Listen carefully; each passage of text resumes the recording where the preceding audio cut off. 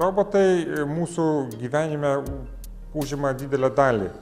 Gal mes patys ir nepastebim, bet buityje, kad ir pats spausdintuvas jau yra robotas, bet valdomas iš kompiuterio.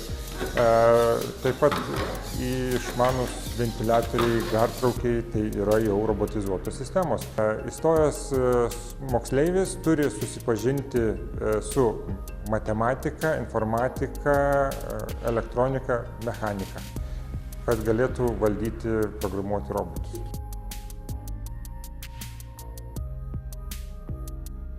Esam elektros pavarų laboratorijoje, kur robotikos specializacijos studentai atlieka laboratorinius darbus, tyrinėdami elektros variklius, jų charakteristikas.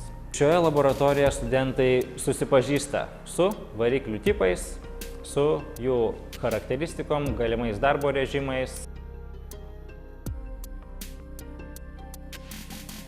Jeigu robotai neturėtų intelekto, tai jie negalėtų nieko atlikti. Jokių veiksmų, kokius mes norim, kad jie atliktų. Pavyzdžiui, grindis valyti, ar gamyklose kažkokias tai detalės kilnoti, ar virinti kažką tai.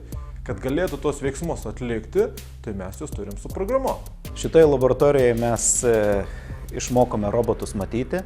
Jie žino, kur yra padėta detalė, ar kaip juda ta detalė, kokia jos forma, koks jos aukštis ir pagal tai jisai atitinkamai elgiasi. Paima iš tam tikros pozicijos, iš tam tikro aukščio detalę, prisiurbia ir perneša kažkur kitur. Studijos labai patiko. Daug įgavau naujų žinių įvairiausių ir ne tik susijusių su būtent robotais, bet ir su jų detalėm, jų kūrimu, programavimu. Šis robotas yra sumažinta pramoninio roboto versija, o pramonė tai sparčiai artėja ir ateina į Lietuvą, tai vien dėl to ir pasirinkau, kad būtent paletavimo ar dėliojimo kažko tai detalių, tai tikrai aktualus uždavinys. Pagrinde robotikos studijos man suteikia elektronikos pagrindus, kuriuos dabar siejam su programavimu. Tai tarkim, dabar dirbu prie Texas Instruments Challenge projekto, kuriame programuojame su komanda BeagleBone mikro valdiklį. Ir tikėkimės, viskas gerai pavyks. Tai bestudijuodamas esu sukūręs bakalauro darbą į kvadrokopterį, bet pirmieji robotai buvo važiuojantis, ta prasme, važiuojantis ant žemės. Pirmasis robotas tai buvo valdomas iš telefono, Bluetooth ryšiu. Jo funkcija taip pat buvo išvenginėti kliūčių.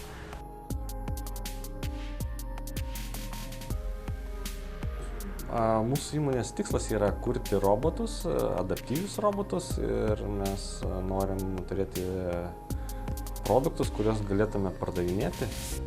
Geri specialistai visada yra laukiami, nes jų trūksta, ypač IT specialistų, robotikos specialistų.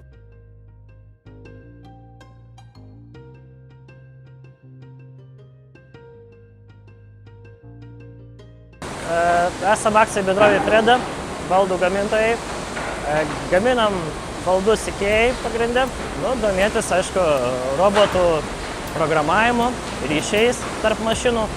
Nes pagrindė, ko trūksta, tai jo, kad būtų įgūdžių, kaip surišti įvairius ryšius tarp mašinų. Sakykime, kas liečia darbą ir ateitį, tai tikrai darbas garantuotas, galima sakyti.